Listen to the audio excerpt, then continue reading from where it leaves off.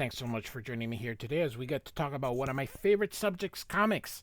My name is Jose. I love comic books. I love talking about them. I love sharing them with you. If you would like, follow me on social media. I have links in the description below. I just post my art. No hot takes, no politics, no nothing. Just my art. Working on a comic book that I am posting for free on social media too. So um, you can also click on the link below. That'll take you to the DC fan page toward this story that we're going to be looking at. So we're going to be looking at Batman Legends of the Dark Knight Halloween special from 1993. I had just graduated high school when this sucker came out. Love this. So we've got the Halloween, and here you can obviously see the bat. Um, I like Tim Sale's art. Um, it's I love ink slingers, so we're gonna be looking at chapter one here, and we're gonna be looking at all the chapters here. So we got the Scarecrow, and he's on a horse. I love the design of Gotham City, kind of an gothic looking thing. Um, the lightning here, the rain. So in this bar here, the light goes out. The thugs here are like, somebody got themselves into trouble who did this. And suddenly from above, who, I'm only going to ask you once. And here, of course, we can see Batman's silhouette as they all freak out here. Love this panel here. Where is Jonathan Crane? Of course, he's referring to the Scarecrow. Love the red eyes, too. So, Batman jumps down into the pool table and disposes of the thugs quickly. So, one of them tries to run away, catches him with the batarang, and asks again, where's the Scarecrow? He says he doesn't know and screams.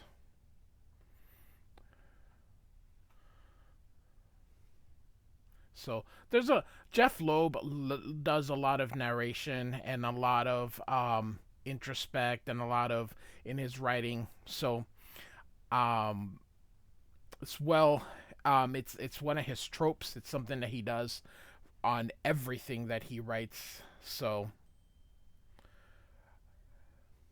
this pose, I don't care for it very much.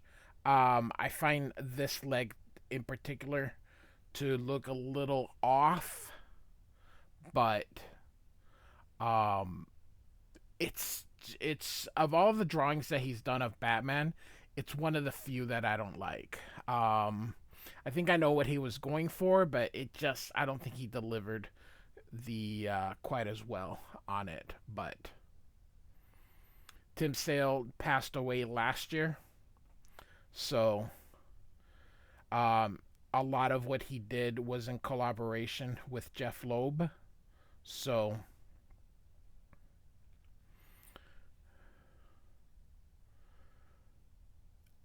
I really enjoy his art. So um, uh, it's art that my style with how I lay a lot of blacks and try to spot my blacks.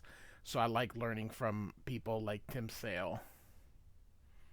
So I think he had just come off Grendel during this. So Batman here punches Scarecrow. He had a triple dose, he says, but of course Batman always shields himself from or protects himself from all those doses. So and Commissioner Gold. By the way, this takes place kind of in the beginning of Batman's run. So around that year one time period. So um it's been 3 days, so Batman's really, really tired. He hasn't been able to rest here. So he has an awkward conversation with Commissioner Gordon, and then just leaves. So, and he arrives, but he has to get dressed because he has a costume party at the manor for people that paid a lot of money for their charity. So Alfred says there'll be several available young ladies. So, and here is all the people in costumes. And then this is kind of who we're going to focus on throughout a lot of this story, this young lady here. So, police are delivering Scarecrow, but he has an escape plan ready. So, uses his fear toxin on those guards. So, yeah, I see you spared no expense on your outfit. He goes, not much for costumes. So, and she's like, oh, no, I'm in disguise. And he goes, disguise? Yeah, normally I don't wear glasses. And suddenly you hear a crash. And she says it's her dogs. She's like, Hotspur and Daisy. Looks like two Dalmatians. And offers to pay for the damages. Alfred brings a stake that allows the dogs. And they wondered, she wonders about what is it about that clock that has them riled up. And he, of course, says the light in the sky. The bat signals up. And assumes Bruce will be exiting. And he looks at the lady and says, get her number. And he says, nothing I'd rather do. And Alfred asks her how they can get in touch and says, don't worry, I'll be in touch. And so, nice view here. So, showing the fire in areas of Gotham. Very moody. Like I said, I like Tim Sale's spots of blacks. So,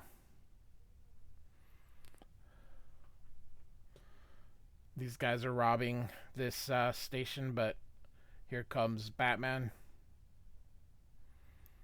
Guy pulls out the gun, cuts him, but Batman punches him. I like this panel also. I like that they show that because he's so tired, that he got cut, and you can see that here also. And so the day here, and love these long panels. I love how they have them coming all the way, just showing how exhausted and tired he is. I love the silhouette of the dinosaur, the shadow, and Batman stripping as he's going up the stairs. So it just keeps showing him going up, up, up, up, up. He's naked here, and he says, bring me some tea and a jelly donut. And there's a knock on the door. He tells Alfred it's open, and of course it's the lady named Julianne Maxwell, and she's bringing him some breakfast. He says, I didn't recognize you without your glasses.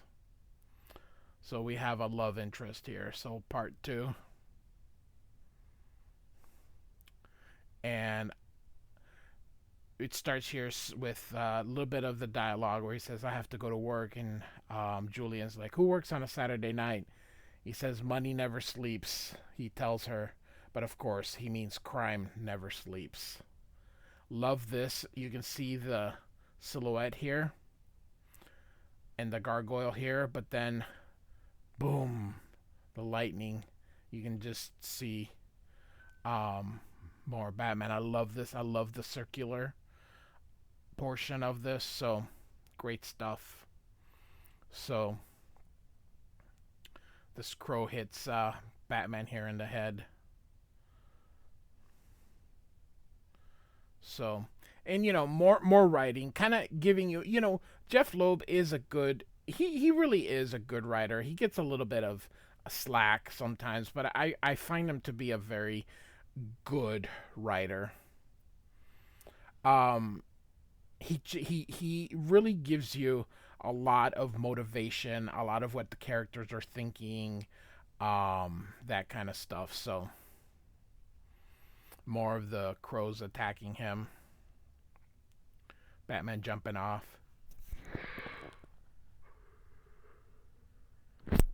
and there he's falling as all these scarecrows are attacking him for some reason. Uses his bat rope, and he's able to. This is so thin. Um, and then while he's hanging, the um, crows all attack him. So kind of a flashback here to where he was in the bed. So Alfred apologizes. He said he was setting the tea, and Bruce gets up, puts on his robe, and she says, "We should adjourn into the patio." And he asks something about herself, and she's doesn't say anything, and makes a bit of a comment here and says, "Have you ever been bit by a dead bee?" And he says, "What? No, a dead bee is a dead bee. What about you, Mr. Pennyworth?" And Alfred says, "Yes, it was quite painful, actually." And she says, "What did you do?" And she says, "I bit him back." And Bruce is like, "You bit him back?" And she says, "You're all right. I can see why Bruce keeps you around." So, and they're going to go for a ride. And Bruce says, "I'm beginning to suspect what Julian wants, Julian gets." Or Jillian. And he asks, "What is it about the dead bee?" And Alfred explains to him it has a unique sense of humor as well and old love for old film dialogue. So Bruce tells Alfred that, "Oh, I guess the two of you will get along famously." And he says it's you that she needs to get along with. So, and he says there's something special about this one, and they leave as Alfred watches. And they're gonna take a carriage ride, and Bruce says he's never done it. She asks about politics. He says he finds them time consuming. Asks about travel. He says not as much as I like to. Theater. Oh, I'm often busy at night. Music. I try to keep up with. What kind of music do you like?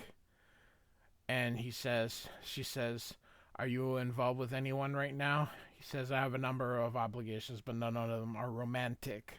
So they're getting along, and this here's a robber at the end. He says, "Give me the lady's purse." Of course, Batman's gonna try to be Batman. She says, "Don't." He says, "Don't be a hero, bub." And the carriage person says he'll call the cops, and she says, "See, it's only the police will handle it. Bruce, it's only money. It's not worth your life."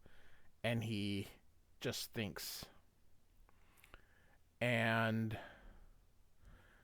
that night, um, he shows up, and or later that day. Remember, this is all happening before, so where we started, he's being attacked by the crow. So this is all leading up to that.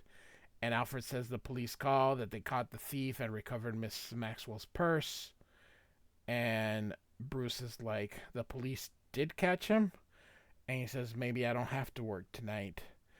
And Alfred tells him, "If it's a choice between parading around the city in your long johns or getting a good night's rest."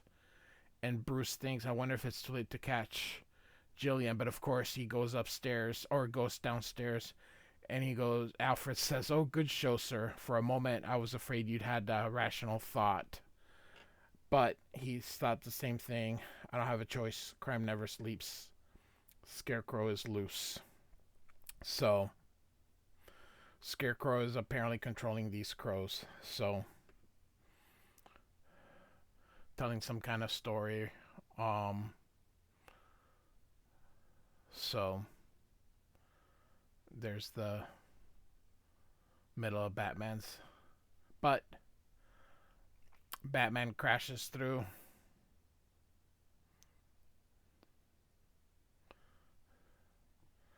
and you can tell his voice is raspy, kind of no whisper here, saying Crane. And Scarecrow says Professor Crane isn't here right now, but if you'd like to make an appointment, Batman hits him. So he says two choices, easy or hard. So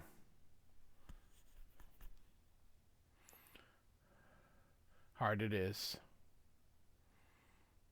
And he's going into like a maze here, made from the um, roses.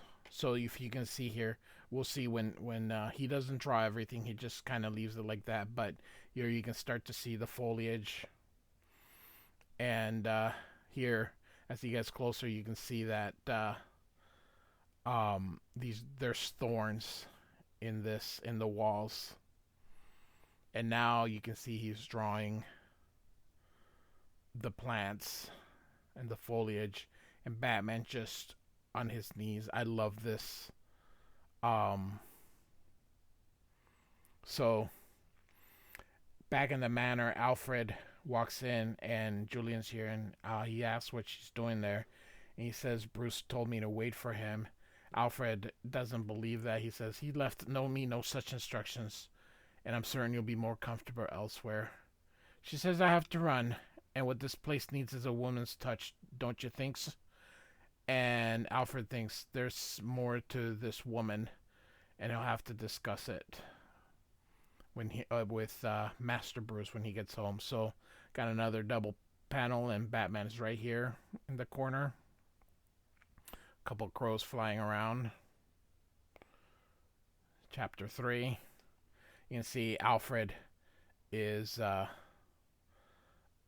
using the computer kind of to pick Jillian, and he's searching, and of course everybody's looking for her. He says, oh good lord. And Batman's come home, and he calls him out, and he doesn't come out. So when he opens the door, he sees he's in there, barely alive. So he says he's experiencing some toxic shock, and he gave him an antidote, but he's having like a fever dream. So this is kind of his fever dream. And the Church of Maze, I like the mazes where he was at, thorns.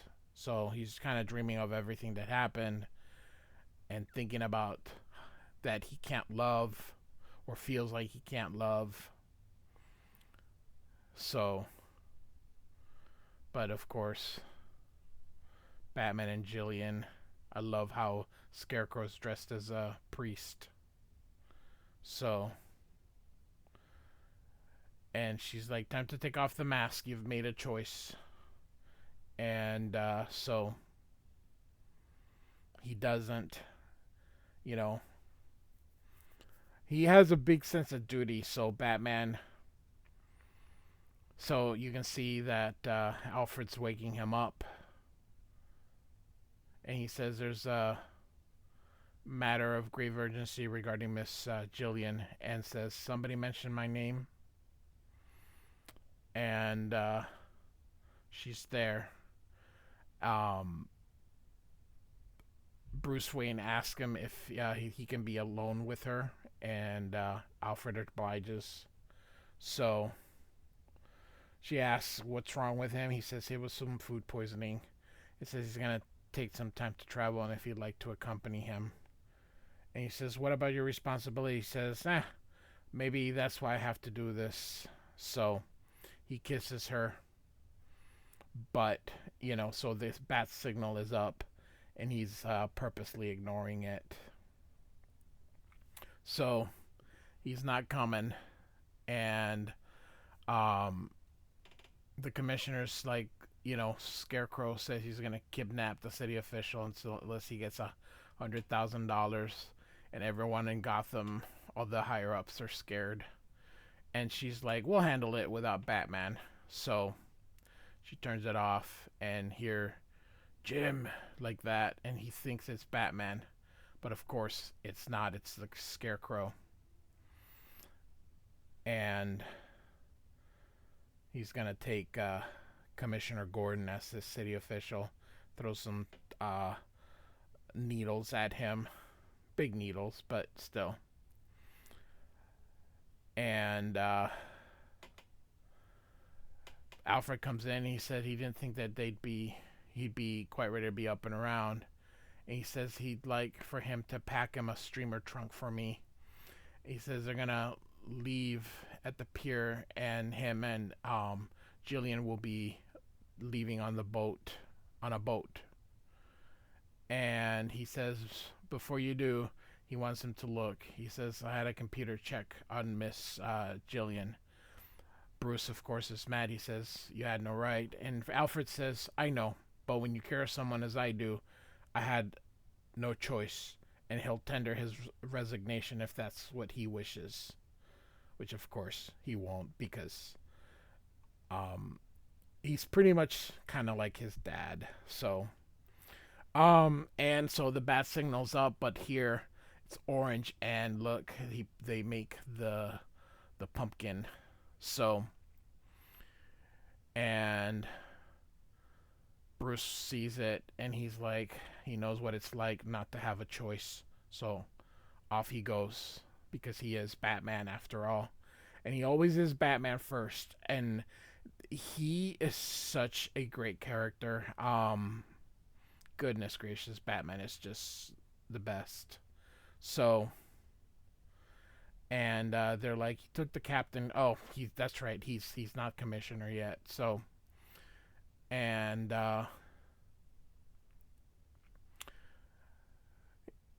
he's gonna go find him. Love the he's at the clock. Oh, such a 1950s trap. But Batman's coming and rescues Gordon. He's gonna go after Scarecrow.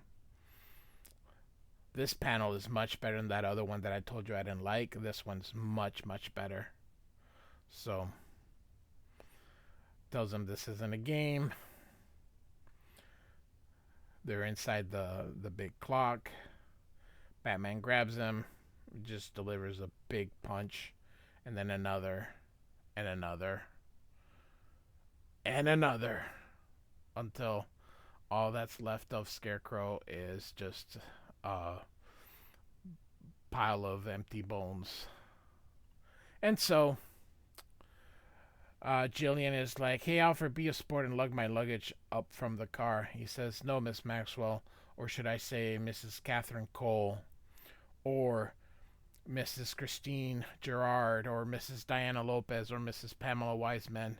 You've been all those people, always a rich husband, all of whom died accidentally. So you won't mind if I do you the favor of not letting Mr. Wayne make you a widow again. And she just looks at him and slaps him. And she says, Bruce will hear about this. And he walks and says, yes, I'm certain he will.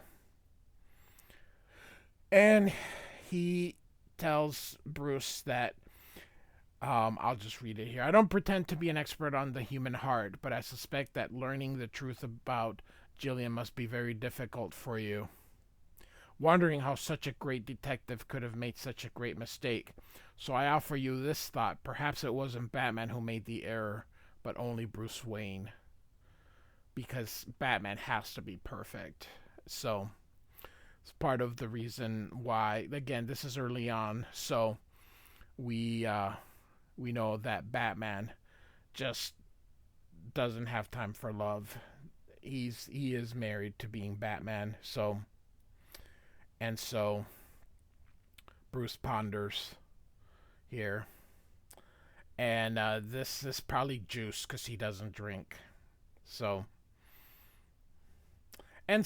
we got an epilogue here, and she says she's calling herself Audrey Marguerite, and in 3 days she's gonna marry one of Brazil's wealthiest men, and in 2 weeks from then he'll be killed in a car bomb. Drugslords did it. She's already practicing her line in Spanish. Of course, she's saying este calor, which means this heat. And here you can see a shadow. And she's like, excuse me, you're blocking my son.